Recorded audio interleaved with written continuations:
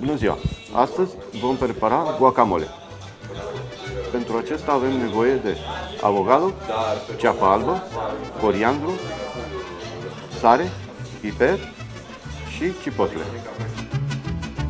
Luăm avocado, îl tăiem pe jumătate, îi scoatem sâmburele, scoatem din carcasa lui, din coaje, pulpa, pe care o pasăm într-un molcahete, pe care adăugăm lime, sare și piper. În acest moment îl pasăm, îl facem o pastă, pe care adăugăm coriandru și chipotle. Se amestecă totul și se pune un pic de lime.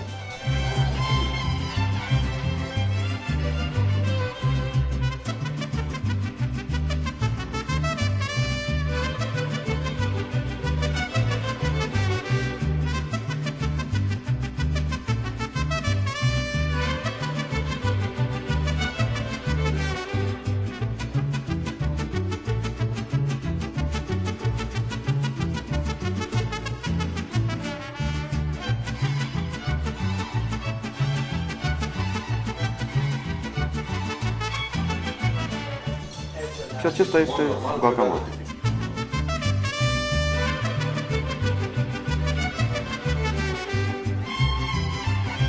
Această rețetă a fost prezentată de restaurantul El Torito și vă urăm poftă bună!